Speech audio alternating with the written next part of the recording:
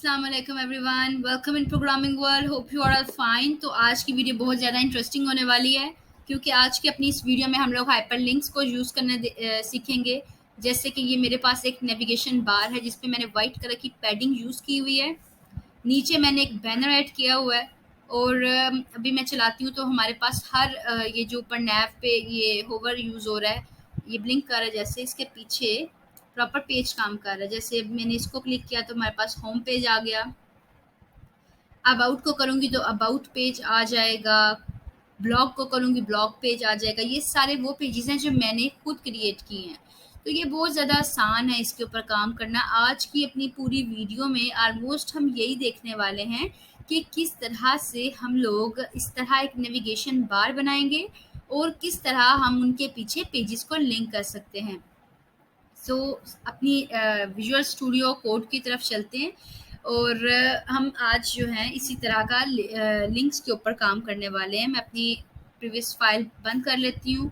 आपको आपको पता है कि हम कौन सा सिंबल यूज़ करते हैं।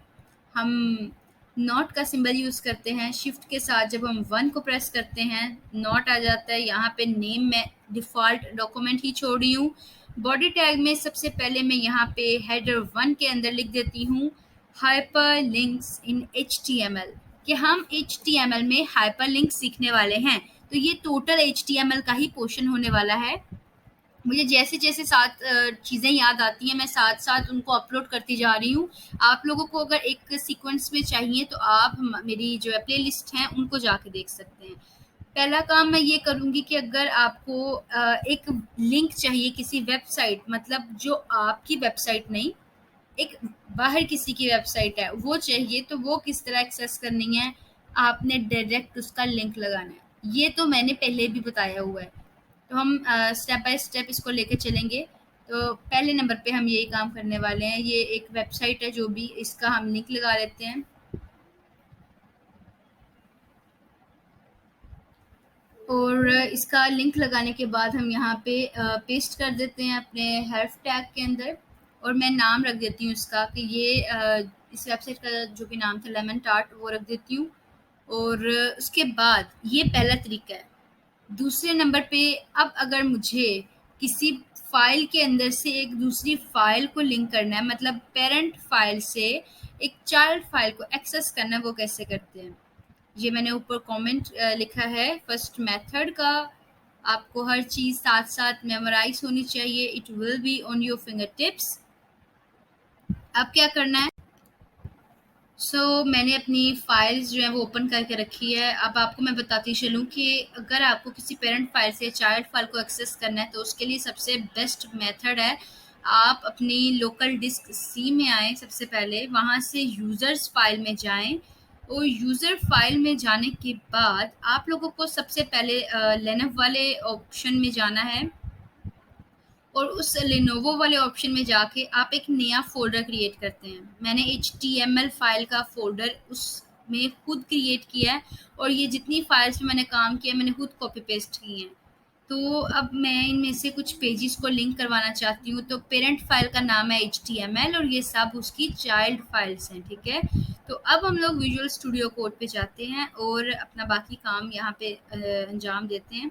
आपको हैश के बाद जो डबल कोट्स हैं उनमें पेरेंट फाइल का नाम लिखना है।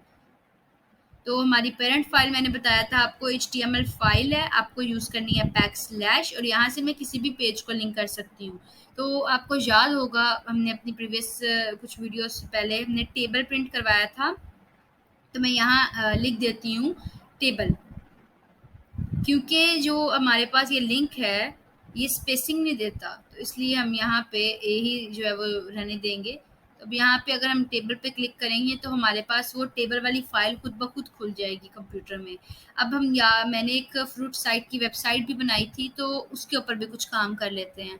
हम उसको भी यहाँ पे अपनी पेरेंट फाइल से एक्सेस कर लेते हैं और यहाँ पे फ्रूट साइट है इसको भी ले लेते हैं।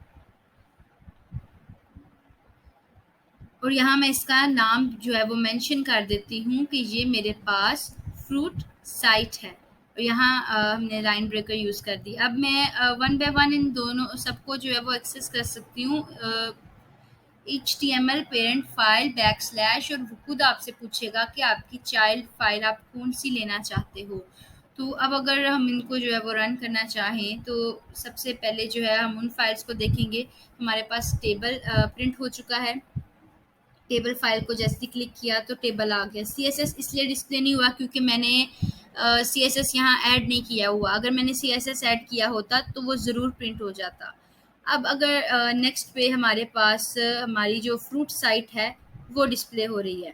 ठीक है, हमारे पास 3 लिंक्स हैं और उनमें एक लेमन टार्ट है, एक टेबल है, एक फ्रूट साइट है। और उन तीनों में से जैसे ही हम जो फ्रूट साइट के लिंक को जब भी क्लिक करते हैं तो हमारे पास फ्रूट साइट ओपन हो जाएगी। अब जो लेमन टार्ट है अगर उसकी स्क्रीन आ जाएगी। हेयर इज़ दी पेज, जो कि लेमन टार्ट का हमारे पास ओपन हो गया हमारे ब्राउज़र के ऊपर जाके। अभी हम लोगों के पास जो है और भी काफ़ी काम है। सेक्शन कैसे बनाते हैं, आप किसी पर्टिकुलर सेक्शन को एक्सेस करना चाहते हो, आपकी वेबसाइट बहुत बड़ी है, एक ही पेज है और बहुत ज़्यादा बड़ी बना दी आपने, तो उसके ऊपर आप क्या करते हो कि उस बड़ी सी वेबसाइट में अलग अलग सेक्शन बना लेते हो। तो सेक्शन के लिए मैं सबसे पहले एवरीवन, मैंने सारा का सारा जो है वो डाटा बना लिया है। अलग अलग तरह के हेलोज बना लिए, हेडिंग को कॉपी पेस्ट कर लिया। एक्चुअली मैं ये सारा का सारा स्क्रैप डाटा इसलिए ऐड कर रही हूँ ताकि मेरे पास थोड़ा सा पेज इतना लंबा हो जाए ऑलमोस्ट के स्क्रॉल किया जा सके। तो यहाँ पे एक रैंडम सा मैं एक टेक्स्ट ऐड कर रही हूँ एंड एज यूजुअल जी ने मेरा साथ फिर नहीं दिया तो मैं उसको फिर से लिखने वाली नहीं। यहाँ एक इमेज ऐड करते हैं। जब आप एक प्रॉपर वेबसाइट बनाते हो तो एक प्रॉपर फ़ोल्डर बनाते हो। उसी फ़ोल्डर में सारे पेजेस, सारी CSS फ़ाइल, आप CSS के लिए अलग फ़ाइल रखते हो, इमेजेस के लिए अलग। तो यहाँ भी HTML फ़ाइल में मैंने एक इमेज का फ़ोल्डर बनाया और उसमें से मैं एक लॉगिन फॉर्म वाली इमेज उठा लेती हूँ। अब ये जो मेरे पास इमेज आ गई है, मेरे पास अब जो स्क्रॉल बार है वो काफ़ी बड़ा हो चुका है। ये एक लॉगिन फॉर्म है जो मैंने एक बनाया था। आप इसको भी देख सकते हैं। I have already posted it in Instagram. Just background ही है, अदरवाइज बाकी जो मैंने आपको इस चैनल पे सिखाया हुआ है ये बिल्कुल वैसा ही है। और मैंने लास्ट में एक पैराग्राफ ऐड कर दिया लास्ट सेक्शन के नाम से। एवरीवन, अब आपने एक चीज़ को नोटिस करना है कि अभी मुझे स्क्रॉल करना पड़ रहा है नीचे आने के लिए। ठीक है, आप ऊपर से जब नीचे आ रहे हैं तो आपको इसको स्क्रॉल करना पड़ रहा है। लास्ट सेक्शन एक ऐसा लिंक होता है, एक ऐसी हाइपरलिंक की टाइप है कि जिसको क्लिक करने से आप डायरेक्ट उस पर्टिकुलर सेक्शन को एक्सेस करते हो जिधर आपने जाना होता है।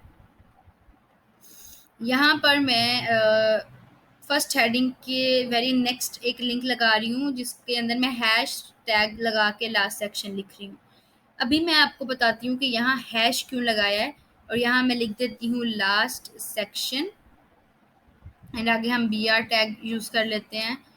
अब आपका जिस पोर्शन को आप एक्सेस करना चाहते हो उस लिंक के थ्रू, तो उस पोर्शन के लिए आपने एक डिव लगाना है और उस डिव के अंदर क्लास नहीं, आपने उस डिव में आईडी सेट करनी है उस नाम से। मैंने डिव आईडी सेट की है लास्ट सेक्शन के नाम से। और अगर आपने ऊपर गौर से देखा है तो मैंने जो हर्फ है उसमें भी लास्ट सेक्शन ही लिखा है हैशटैग के सिंबल के बाद। तो अब मेरे पास एक लिंक बन गया। अब आप देखिएगा, मैं अगर लास्ट सेक्शन को क्लिक करूँगी तो वो डायरेक्टली इमेज वाले पोर्शन को ले आएगा। आई डिडंट स्क्रॉल इट, वो खुद फ़ौरन से नीचे आ गया। तो इसको मैं ब्राउज़र पे लेके जाने से पहले एक नई चीज़ है जो आपसे शेयर करनी है। टारगेट ब्लैंक क्या होता है, टारगेट ब्लैंक कैसे काम करता है। तो पहले इसको यहाँ इम्प्लीमेंट कर लेते हैं, ठीक है। और उसके बाद इसको हम अपने ब्राउज़र पे जाके जो है बाकायदा जो चला के देखेंगे कि इसके यूज़ करने से क्या फ़र्क आता है। And believe me, you will surely see a difference. आपको जस्ट लिखना है टारगेट, आगे इक्वल के बाद आपने जो है वो एक स्ट्रिंग यानी कि इन्वर्टेड कॉमास में बैक स्लैश ब्लैंक ऐड कर देना है। जैसे ही मेरा काम पूरा होता है यहाँ से ओके जो हो गया। अब हम क्या करते हैं कि हम चलेंगे अपने ब्राउज़र पे, यहाँ से डायरेक्ट जाते हैं और अपने ब्राउज़र स्क्रीन के अंदर हम जाएंगे और देखेंगे कि हमारे पास ये देखें प्रॉपर हमारी स्क्रीन हमारे पास शो हो रही है। यहाँ पे हमारे पास मल्टीपल लिंक्स हैं। अब उनको चला के क्या देखते हैं, हमने लास्ट सेक्शन किया तो ये फ़ौरन से नीचे आ गया। जल्दी से दूसरों को भी ट्राई कर लेते हैं कि वो किस तरह काम कर रहे हैं। अब जो लेमन टार्ट है उसका प्रॉपर पेज ओपन हुआ और ये देख सकते हैं, शायद इतना प्रॉपर विजिबल नहीं, लेकिन वो अलग में ओपन हुआ है बिल्कुल।